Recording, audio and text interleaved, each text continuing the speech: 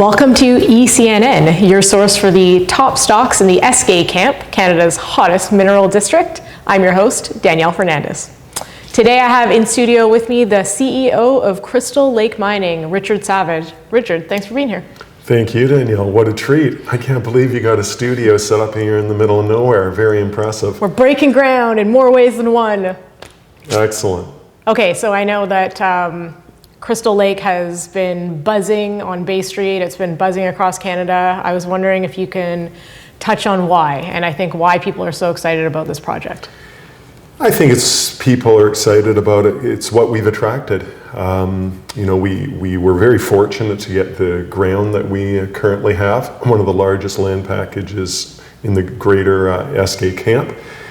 And the people, we've got the pure volume of people. I mean, all of a sudden we have 108 people associated with Crystal Lake doing the role. And I always ask of those people, just do your job well, including myself. And if everyone operates under that standard, that's how we're trying to operate the company. So whatever you do it well. And if you're not, you got to be replaced, And I say that to myself too. Like if we're not, to the best of our ability. That's, I think, all you can ask anyone. If we can operate to the best of our ability, then, hey, you're doing a good job. In broader terms, there used to be a lot of companies up here in this area, and now there are fewer, but they're potentially doing more. So I was wondering if you could explain that, why that is and how that transpired.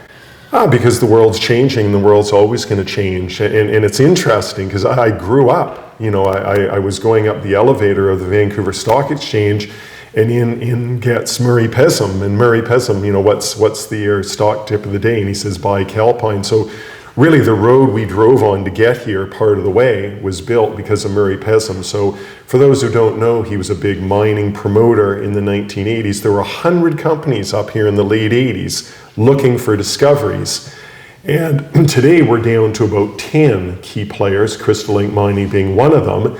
But it's expanding and it's changing, and it'll change again. As discoveries are made, more money will come to the area, which we've seen happening, and there'll be more discoveries made, and that will continue to feed on itself.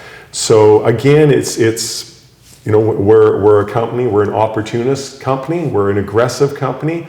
We saw this opportunity. It's like, wouldn't it have great to have owned a lot of Vancouver real estate, or maybe Toronto real estate 25 years ago? We're a company that has that. It might be 10 public companies with the amount of land that Crystal Lake has. Certainly, if we were back then, the package we've assembled would arguably be equivalent to 10 public companies of land, and then drill targets. And you can pose these questions to the geologists, and they're in agreement to this. We have potential of multiple discoveries because we have very vast land package.